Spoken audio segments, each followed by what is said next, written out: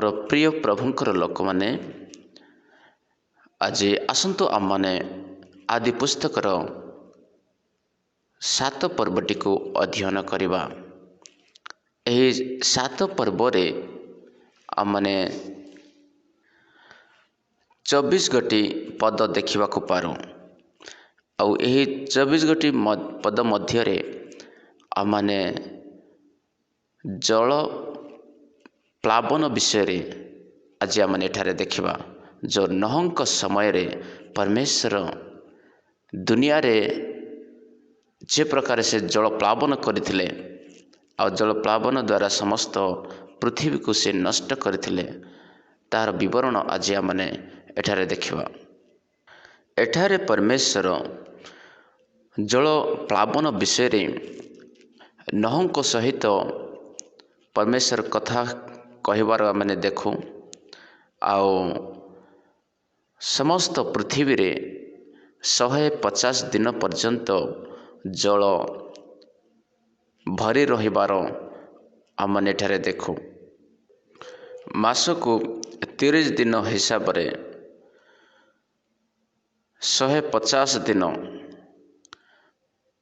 जो जल सारा समस्त पृथ्वी रे भरी रही ताहा 5 मास पर्यंत भरी रही। आओ नोहंक परिवार एवं जहाज रे थिबा समस्त प्राणी भूमि सुखिबा पर्यंत पानी सब सुखिबा पर्यंत 1 वर्ष 10 दिन पर्यंत से माने जहाज रे ही थिले। 1 वर्ष 10 दिन से माने नोहंक परिवार एवं परमेश्वरंकर आदेश अनुसार समस्त जीवजंतु जहाज भितरे जो थिले से समस्त 1 वर्ष 10 दिन जाए से जहाज रे रही थिले। से माने जहाज रे प्रवेश करिबा 7 दिन परे प्रबल वर्षा हेबारे लागिला। परमेश्वर आकाशर झरका को खोलीदेले तापरे प्रबल वर्षा हेबाकू लागिला। तापरे जहाको कहा जाए यूनिवर्सल फ्लड। आउ से फ्लड बा जल प्लावन पूरा पृथ्वी रे भरी गला। आउ दुनिया रे जेते पहाड़ थिले समस्त पहाड़ पर्वत पानी रे सबू बुड़ी गले।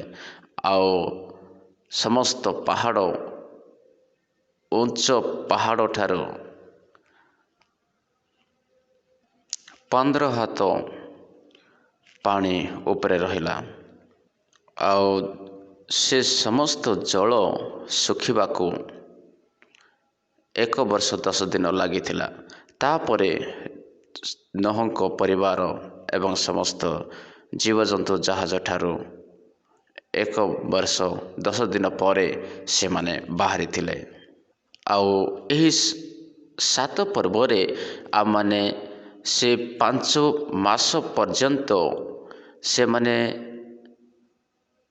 जो जल प्लावन रे समय व्यतीत कले सही विषय आम मैंने एठारे देखा पारू।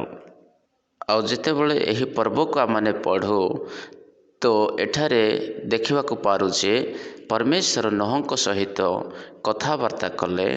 आउ परमेश्वर को वाक्य अनुसार नोह जहाज तैयारी करने को लगिले।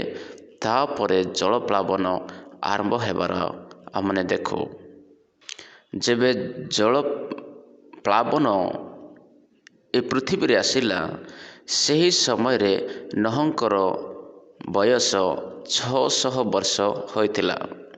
तापरे जल प्लावन हेबाकू जाउची एही कथा प्रचार करिबा 100 ବର୍ଷ ପରେ ଜଳପ୍ଲାବନ ଆସିଥିଲା। ଆଉ ଏହି 100 ବର୍ଷ ମଧ୍ୟରେ ପରମେଶ୍ୱର ନୋହଙ୍କ ଦ୍ୱାରା ସେହି ସୁସମାଚାର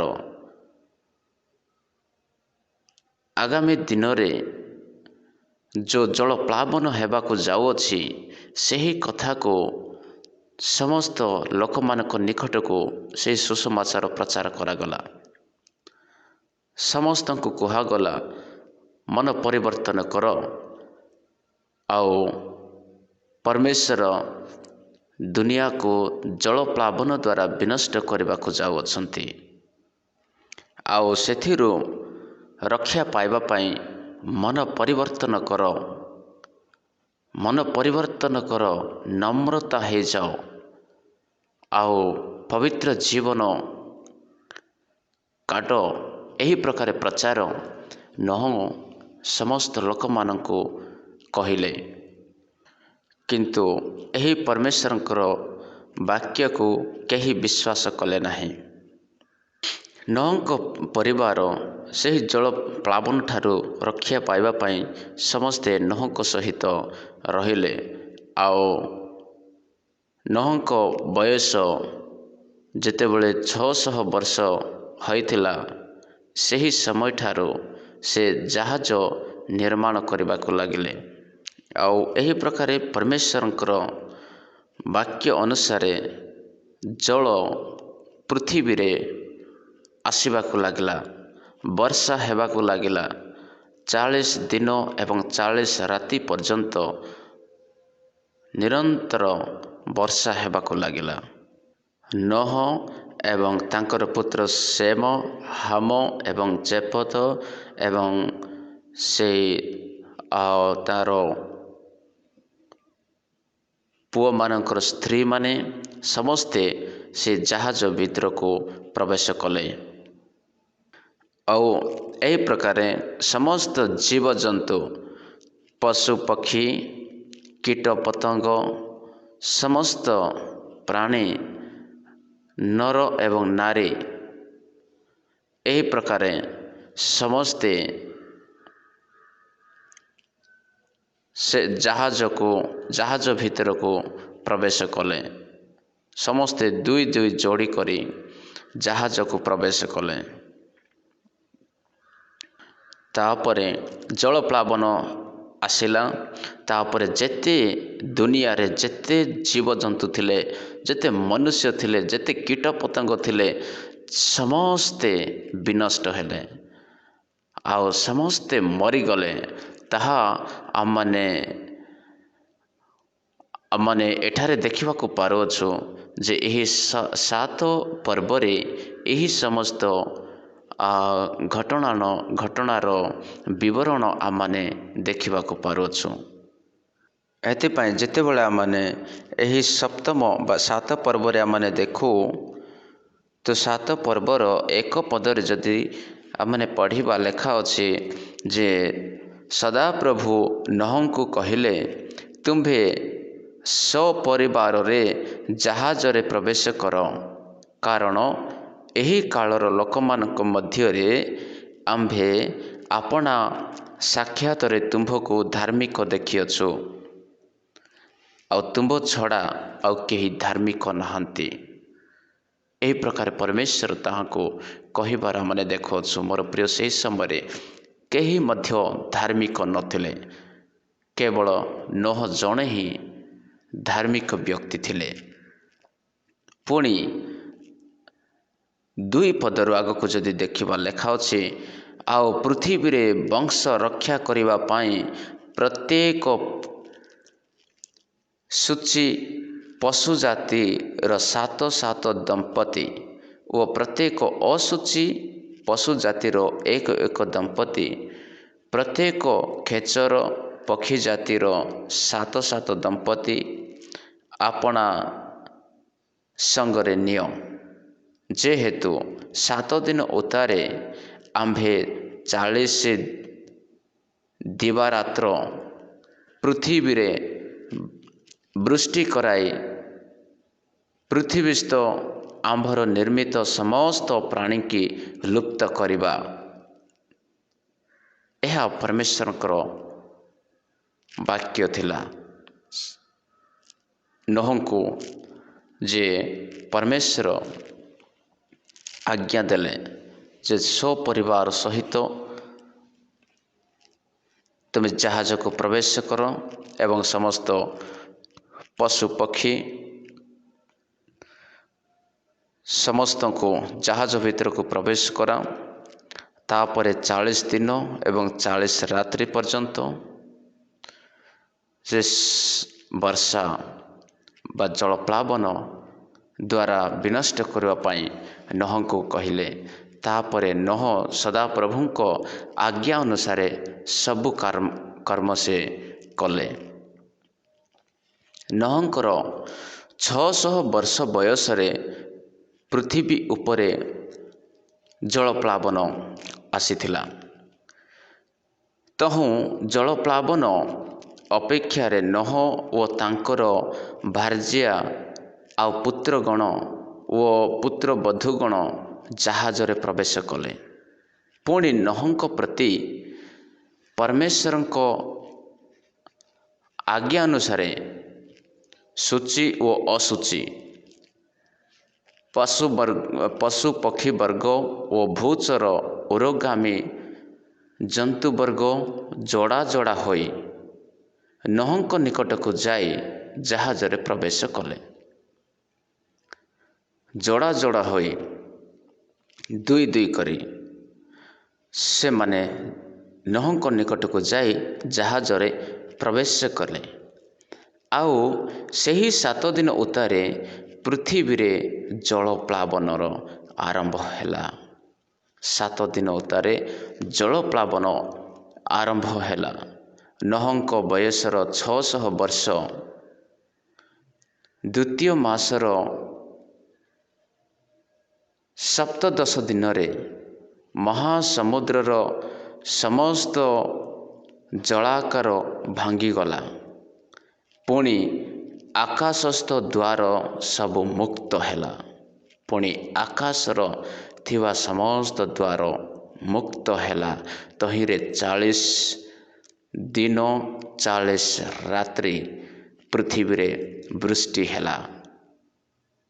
सही दिन रे नोह पुणी सेम ओ हाम ओ जेफत नामक नोहंकर पुत्र माने आउ सेमानक सहित नोहंकर भार्या ओ 3 पुत्र बधू जहाज रे प्रवेश कले।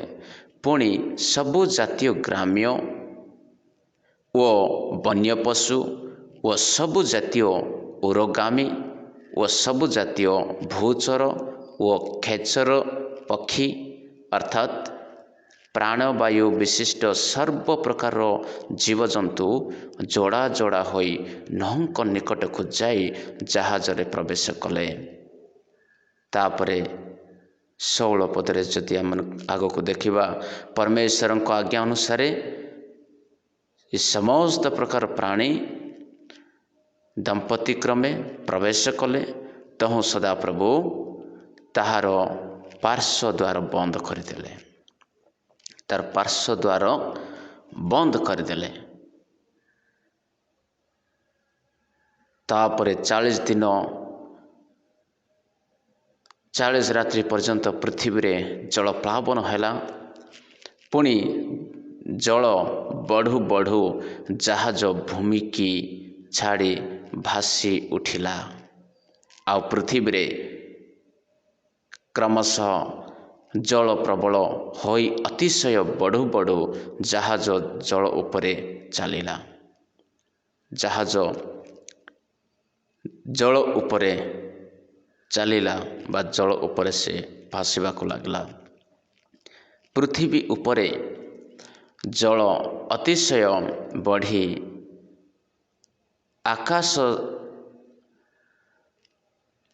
आकाशर सबु उच्च पर्वत मग्न कला। समस्त उच्च पर्वत मग्न कला। तही उपरे 15 हाथ पर्यंत जल उठिला। समस्त पर्वत ଯେତେ ଦୁନିଆରେ ପର୍ବତ ଥିଲେ ସମସ୍ତ ପର୍ବତ ଜଳରେ ବୁଡ଼ି ତାର 15 ହାତ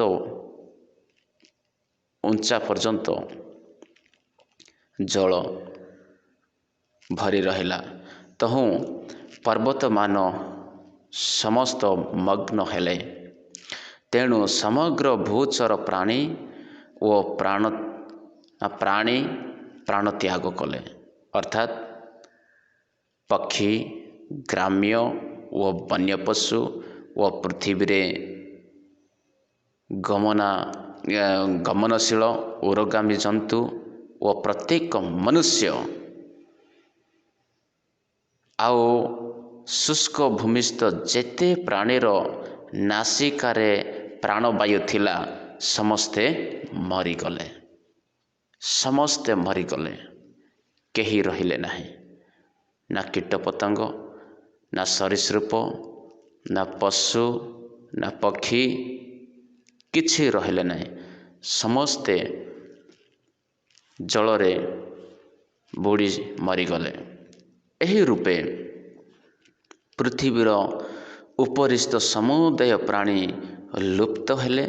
ଅର୍ଥାତ୍ ମନୁଷ୍ୟ, ପଶୁ, ଉରଗାମୀ ଜନ୍ତୁ, ଖେଚର ପକ୍ଷୀ ସମସ୍ତେ ପୃଥିବୀରୁ ଲୁପ୍ତ ହେଲେ।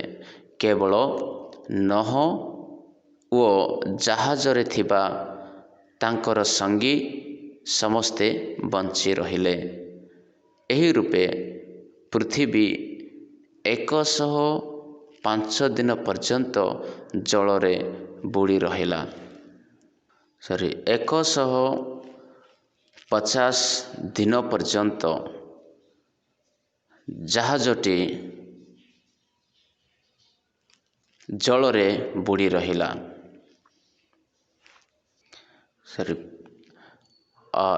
150 ଦିନ ପର୍ଯ୍ୟନ୍ତ ସମସ୍ତ ପୃଥିବୀ ଜଳରେ ଡୁବିତ ରହିଲା। କେବଳ ନୋହଙ୍କର ଜାହାଜ ହିଁ ଜଳ ଉପରେ ଭାସୁଥିଲା। ତାହା ଆମମାନେ ଏଠାରେ ଦେଖିବାକୁ ପାରୁଅଛୁ। ଏଥିପାଇଁ ମୋର ପ୍ରିୟ, ଧାର୍ମିକତାକୁ ଆମମାନେ ନିଜ ଆଖିରୁ ଦେଖିପାରିବା ନାହିଁ, କିନ୍ତୁ ପରମେଶ୍ୱର ଯେ ଅନ୍ତଃକରଣ ପରୀକ୍ଷା କରିବା ପରମେଶ୍ୱର, ସେ ଆମମାନଙ୍କର ଧାର୍ମିକତାକୁ ସେ ଦେଖନ୍ତି। ଆଉ ନୋହ ଯେ ଏକ ଧାର୍ମିକ ବ୍ୟକ୍ତି ଥିଲେ, ପରମେଶ୍ୱର ତାହାଙ୍କୁ ପ୍ରେମ କଲେ ଆଉ ତାହାଙ୍କୁ ଉଦ୍ଧାର କାର୍ଯ୍ୟ ନିମନ୍ତେ ନିଯୁକ୍ତ କଲେ। ଏଥି ନିମନ୍ତେ ପରମେଶ୍ୱର ନୋହଙ୍କୁ କହିଲେ ଯେ ତୁ ଏକ ଧର୍ମୀ ବ୍ୟକ୍ତି ହେବା ସକାଶେ ଆଉ ବିଶ୍ୱାସୀ ଯୋଗ୍ୟ ବ୍ୟକ୍ତି ହେବା ସକାଶେ ମୁଁ ତୋତେ ଏବଂ ତୋର ପରିବାରକୁ ମୁଁ ଉଦ୍ଧାର କରୁଅଛି। ଏହା ପରମେଶ୍ୱର ନୋହଙ୍କୁ କହିବାର ଆମେ ଏଠାରେ ଦେଖୁ। ନୋହ ମଧ୍ୟ ଜଣେ ସାଧାରଣ ବ୍ୟକ୍ତି ଥିଲେ। ନୋହ ମଧ୍ୟ ଜଣେ ମନୁଷ୍ୟ ଜୀବନ ଯାପନ କଲେ, କାରଣ ସେ ମନୁଷ୍ୟ ହିଁ ଥିଲେ। କିନ୍ତୁ ପରମେଶ୍ୱର ତାହାଙ୍କୁ ବିଶେଷ ଭାବରେ ତାକୁ ପ୍ରେମ କରିବାର ଆମେ ଦେଖୁଅଛୁ। କାରଣ ସେ ଜଣେ ଧର୍ମୀ ଏବଂ ପବିତ୍ର ବ୍ୟକ୍ତି ଆଉ ବିଶ୍ୱାସଯୋଗ୍ୟ ବ୍ୟକ୍ତି ଥିଲେ। ଆଉ ସେ ପଶ୍ଚାତାପ କରିବାର ହୃଦୟ ତାହା ଜୀବନରେ ଥିଲା। ଆଉ ଅନ୍ୟକୁ କ୍ଷମା କରିବାର ଜୀବନ ତା ପାଖରେ ଥିଲା। ଏଥିପାଇଁ ପରମେଶ୍ୱର ତାହାକୁ ନିଯୁକ୍ତ କଲେ ଏବଂ କହିଲେ ଯେ ତୁ ଏବଂ ତୋର ପରିବାର ଉଦ୍ଧାର ପାଇବେ ଆଉ ସେ ଜାହାଜରେ ପ୍ରବେଶ କରିବେ। ଜଣେ ବିଶ୍ୱାସୀକୁ ନିଜର ଇଚ୍ଛା ପୂରା କରିବାର ନୁହଁ, କିନ୍ତୁ ସେ ଜଣେ ଧର୍ମୀ ଏବଂ ପବିତ୍ର ବ୍ୟକ୍ତି ଏବଂ ବିଶ୍ୱାସଯୋଗ୍ୟ ବ୍ୟକ୍ତି ହେବା ସକାଶେ ସେ ପରମେଶ୍ୱରଙ୍କ ଇଚ୍ଛାକୁ ପୂର୍ଣ୍ଣ କରିବାର ବ୍ୟକ୍ତି ହେବା ଆବଶ୍ୟକ। ନୋହ ଜଣେ ପରମେଶ୍ୱରଙ୍କର ବାକ୍ୟକୁ ସେ ପୂର୍ଣ୍ଣ କରିବା ସଫଳ କରିବା ବ୍ୟକ୍ତି ଥିଲେ। ସେ ଆଜ୍ଞାକାରୀ ବ୍ୟକ୍ତି ଥିଲେ। ଏଥିପାଇଁ ଆଦି ପୁସ୍ତକ 6:22 ନୋହ ସେ ରୂପ କଲେ ପରମେଶ୍ୱରଙ୍କ ଆଜ୍ଞା ଅନୁସାରେ ସେ ସମସ୍ତ କର୍ମ ସେ କଲେ। ପୁଣି 7:5 ମଧ୍ୟ ନୋହ ସଦାପ୍ରଭୁଙ୍କ ଆଜ୍ଞା ଅନୁସାରେ ସବୁ କର୍ମ କଲେ। ତେଣୁ ନୋହ ପରମେଶ୍ୱରଙ୍କୁ କୌଣସି ପ୍ରଶ୍ନ କରିବାର ଆମମାନେ ଦେଖିପାରୁନାହୁଁ। କୌଣସି ପ୍ରଶ୍ନ ସେ କରୁନାହାନ୍ତି। କିନ୍ତୁ ଯାହା ପରମେଶ୍ୱର କହିଲେ, ଯେ ପ୍ରକାର ଆଜ୍ଞା ଦେଲେ, ସେହି ପ୍ରକାରେ ନୋହ ସମସ୍ତ କାର୍ଯ୍ୟକୁ ସେ କରିବାକୁ ଲାଗିଲେ।